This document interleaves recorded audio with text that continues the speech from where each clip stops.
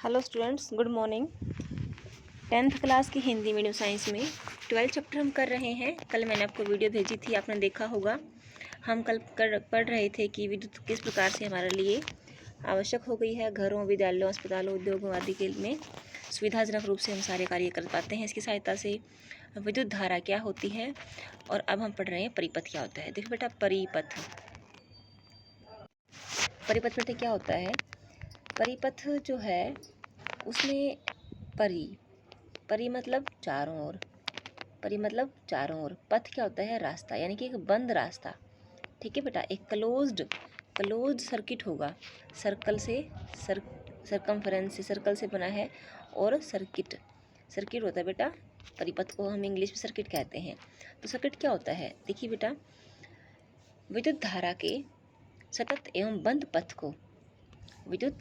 किसी विद्युत धारा के सतत एवं बंद पथ को विद्युत परिपथ कहते हैं। अब यदि परिपथ कहीं से टूट जाए अथवा टॉर्च के स्विच को ऑफ कर दें तो विद्युत धारा का प्रवाह समाप्त हो जाता है और बल्ब दीप्ति नहीं करता, बल्ब नहीं जलेगा, यानी कि आपका परिपथ क्या है, खुल गया है। ठीक है बेटा, परिपथ टूट गया है। हम विद्युत धारा को कैसे व्यक्त करें। विद्युत धारा को एकांक समय में किसी विशेष क्षेत्र में से प्रवाहित आवेश के परिणाम द्वारा व्यक्त किया जाता है। हमें पढ़ चुके हैं। विद्युत धारा जो होती है बेटा, I होती है, I = Q/T। ये हम पढ़ चुके हैं, I = Q/T, यानी कि विद्युत आवेश के प्रवाह की दर को विद्युत धारा कहते हैं। ठीक है, उसके बाद देखो I = Q/T आगे भी है, एम्पियर इसका मात्रक होता है। और मैंने आपको बोला था कि ये एग्जाम्पल आप ज़रूर करें, कम से कम बुक के अंदर सोल्ड एग्जाम्पल है वो तो अवश्य ही करें आप बेटा।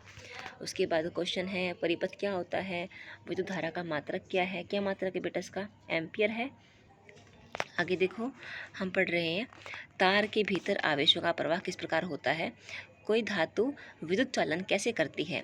आप सोचते होंगे कि निम्न ऊर्जा के इलेक्ट्रॉनों को किसी ठोस चालक से गुजरने में बहुत कठिनाई होती है ना बेटा, यानी कि छोटे छोटे इलेक्ट्रॉन होते हैं, है ना, उसको किसी तार में से गुजरने में कितनी कठिनाई होती होगी, है ना बेटा। तो इसमें देखो, निम्न ऊर्जा के इलेक्ट्रॉनों किसी ठोस चालक से गुजरने में बहुत कठिनाई होती है। ठोस के भीतर परमाणु एक दूसरे के साथ संकुलित होते हैं, जुड़े होते हैं, और इनके बीच बहुत कम स्थान होता है, परंतु यह पाया गया है कि इलेक्ट्रॉन किसी आदर्श ठोस में और इन आदर्श ठोस क्रिस्टल से बिना रुकावट ठीक वैसे ही अब आसानी से यात्रा कर लेते हैं जैसे वे निर्वात में हों। तथापि फिर भी इस चालक में इलेक्ट्रॉनों की गति रिक्त स्थान में आवेशों की गति से बहुत भिन्न होती है। कोई चालक क्या कह रहा है, किसी चालक में इलेक्ट्रॉनों की गति रिक्त स्थान में आवेशों की गति से बहुत भिन्न होती है। किसी चालक से कोई स्थायी धारा प्रवाहित होती है तब उसके भीतर इलेक्ट्रॉन एक निश्चित औसत अपवाह चाल से गति करते हैं। किसी प्रारूपी कॉपर के तार के लिए यदि कोई लघु विद्युत धारा प्रवाहित हो रही है, इस अपवाह चाल का परिकलन किया जा सकता है और वास्तव में अत्यंत अल्प I यानी कि विद्युत धारा देने लगता है। ऐसा नहीं हो सकता कि विद्युत धारा केवल तब आरंभ हो जब कोई इलेक्ट्रॉन विद्युत आपूर्ति के लिए एक टर्मिनल से स्वयं चलकर बल्ब से होते हुए दूसरे टर्मिनल पहुंच जाए, क्योंकि इस चालक तार में इलेक्ट्रॉनों का भौतिक अपवाह एक अत्यंत धीमी प्रक्रिया है। विद्युत धारा प्रवाहित होने की यथार्थ प्रक्रिया, जो प्रकाश की चाल के समान है, मंत्रमुग्ध करने वाली है, और हम जो है बड़ी कक्षाओं में इसका अध्ययन करेंगे। तो बेटा, हल्का सा आपको पता होना चाहिए कि धारा कैसे प्रवाहित होती है बेटा। इसका मैं आपको सार बताती हूँ। किसी मान लो ये तार हो गया, इसमें इलेक्ट्रॉन धीरे धीरे गति करते हैं। ठीक है बेटा, धीरे गति करते हैं, लेकिन विद्युत धारा तो एकदम बटन ऑन करते ही बल्ब जल जाता है ना बेटा, बल्ब जल जाता हम देखते हैं। लेकिन ऐसा नहीं है बेटा।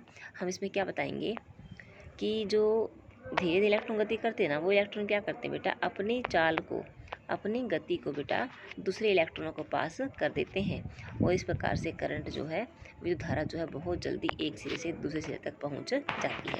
ठीक है बेटा, आगे देखो, विद्युत विभव एवं विभवांतर वह क्या है जो विद्युत आवेश को प्रवाहित कराता है। आइए जल के प्रवाह के समान इस पर विचार करते हैं। किसी कॉपर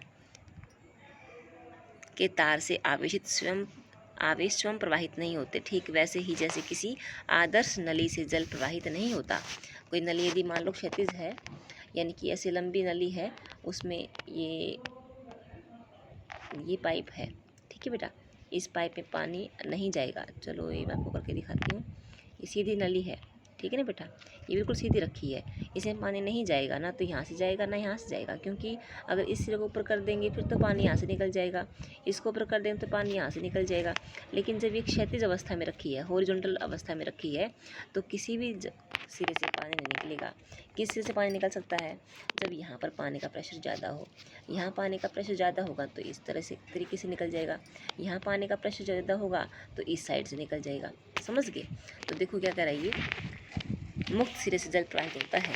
किसी चालक, देखिए टैंक से जोड़ दें एक, यदि नली के एक सिरे को किसी उच्च तल पर रखे टैंक से जोड़ दें, जिससे नली के दो सिरों के बीच दाबांतर बन जाए, जल का दाब का अंतर बन जाए, तो नली के मुक्त सिरे से जल बाहर निकलने लगता है। किसी चालक तार में आवेशों के प्रवाह के लिए आवेशों को प्रवाहित कौन कराएगा? तार में आवेशों को आगे गति कौन करवाएगा? वास्तव में गुरुत्व बल की कोई भूमिका नहीं होती कि गुरुत्व बल के कारण वो गति कर सकें। तो इसमें इलेक्ट्रॉन केवल तभी गति करते हैं जब चालक के अनुदिश विद्युत दाब में कोई अंतर हो। चालक के अनुदिश यानी कि चालक के दोनों सिरों में, यहाँ भी और यहाँ भी, इन दोनों सिरों के बीच में दाब में कोई अंतर होना चाहिए। विद्युत दाब में अंतर हो, जिसे विभवांतर कहते हैं। विभव में यह अंतर एक या अधिक विद्युत सेलों से बनी बैटरी द्वारा उत्पन्न किया जा सकता है। किसी सेल के भीतर होने वाली रासायनिक अभिक्रिया सेल के टर्मिनलों के बीच विभवांतर उत्पन्न कर देती है। यानी कि सेल का जो टर्मिनल है बेटा, ये टर्मिनल है, पॉजिटिव या नेगेटिव होता है, इनके बीच में जो रासायनिक अभिक्रिया होती है, इस प्रकार इन दोनों टर्मिनलों के बीच में दाबों में अंतर आ जाता है। इस प्रकार से क्या बनता है, फिर विद्युत दाबांतर बन जाता है, और जहाँ पर दाबांतर ज़्यादा होगा वहाँ से धारा जो है दूसरे सिरे की ओर गति करती है। ठीक है, आगे देखिए, किसी सेल के भीतर होने वाली रासायनिक अभिक्रिया सेलों के टर्मिनलों के बीच विभवांतर उत्पन्न कर देती है। ऐसा उस समय भी होता है जब सेल से कोई धारा नहीं ली जाती है। जब सेल को किसी चालक परिपथ अवयव से जोड़ते हैं तो विभवांतर उस चालक के आवेशों में गति ला देता है। यानी कि जब हम लोग किसी भी सेल, ये सेल हो गया बेटे, ये देखो ये सेल हो गया, ठीक है, इस सेल में से मान लीजिए आपने एक यहाँ से तार जोड़ दी, यहाँ से तार जोड़ दी, और बेटा ये बल्ब हो गया। ठीक है, ये हम बल्ब को ये दिखाते हैं ना, बल्ब हो गया। तो ये इन दोनों सिरों, इनके बीच में रासायनिक अभिक्रिया होगी, और यहाँ से क्या होगा, यहाँ से धारा जो प्रवाहित होगी धन टर्मिनल से होती हुई हमारे जो विद्युत साधित्र है वहाँ से होती हुई ऋण टर्मिनल तक जाएगी। ठीक है बेटा, तो इस प्रकार से जो धारा का प्रवाह हो रहा है ना, ये तो कब हमें दिखाई दे रहा है, जब हमने बल्ब जलाया है। जब बल्ब नहीं जलाया है, यानी कि जब सेल सिर्फ यूं ही रखा हुआ है, सेल अनयूजेबल रखा हुआ है, तो क्या तब भी उसके दोनों सिरों के बीच विभवांतर होता है? हाँ, इसके दोनों सिरों के बीच विभवांतर तब भी होता है जब हम इससे कोई धारा प्राप्त नहीं कर रहे हैं, तब भी इसके अंदर विभवांतर वोल्टेज होता है। जब सेल को किसी चालक परिपथ अवयव से जोड़ते हैं तो उसके विभवांतर उस चालक के आवेशों में गति ला देता है और धारा उत्पन्न हो जाती है। इस प्रकार किसी विद्युत परिपथ में विद्युत धारा बनाए रखने के लिए सेल अपनी संचित रासायनिक ऊर्जा खर्च करता है। यानी कि सेल के अंदर जो केमिकल एनर्जी है बेटा, केमिकल एनर्जी है वह यूजअप होती है, और उससे फिर विद्युत धारा प्राप्त होती है, विद्युत धारा में वह बदल जाती है। किसी धारावाही विद्युत परिपथ के दो बिंदुओं के बीच विद्युत विभवांतर को हम उस कार्य द्वारा परिभाषित करते हैं जो एकांक आवेश को एक बिंदु से दूसरे बिंदु तक लाने में किया जाता है। दो बिंदुओं के बीच विभवांतर जो है बेटा V किसके बराबर होगा बेटा, कार्य के बराबर। देखो यहाँ पर विभवांतर की परिभाषा विभव की विभवांतर की परिभाषा देखी है, और साथ में यहाँ पर मैथमेटिकल कैलकुलेशन हम कर सकते हैं। देखिए, दो बिंदुओं के बीच विभवांतर हम उस कार्य द्वारा, यानी कि क्या है, यह W है, वर्क डन है, जो एकांक आवेश को, इकाई आवेश यानी कि Q, V = W/Q। ठीक है बेटा, ये हमारे पास मैथमेटिकल फॉर्मूलेशन आ गया विभवांतर के लिए। ठीक है, आगे देखिए, V = W/Q विद्युत विभवांतर का जो SI मात्रक है वह वोल्ट है, जो इटली के वैज्ञानिक अलेसैंड्रो वोल्टा के नाम पर रखा गया है। यदि किसी विद्युत धारावाही चालक तार में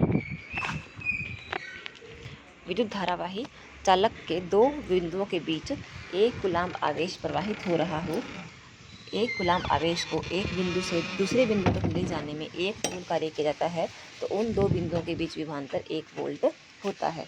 अतः 1 वोल्ट बराबर है 1 जूल पर 1 कूलाम्ब, यानी कि 1 कूलाम्ब आवेश को प्रवाहित करवाने के लिए 1 जूल कार्य किया जाता है। तब हम लोग कहते हैं कि विभवांतर 1 वोल्ट है। ठीक है बेटा, तो आपने विभवांतर को मापने के लिए हम लोग वोल्ट मीटर का प्रयोग करते हैं। और किसी भी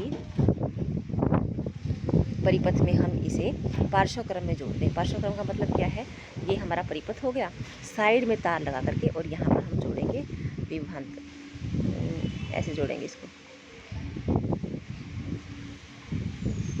ऐसे जोड़ेंगे साइड में। ठीक है बेटा, विभवांतर को हम वोल्ट मीटर को जोड़ते हैं ऐसे। तो आपने उदाहरण 12.2 सोल्व करके देखना है बेटा। और अपने जो क्वेश्चन है तो आए हैं, ये सब सेक्शन अभी तक आए हैं, अनुभाग के दोनों आपने करने हैं अपनी फेयर नोटबुक में। तो आज के लेक्चर में इतना ही। इसी से thank you and all the best.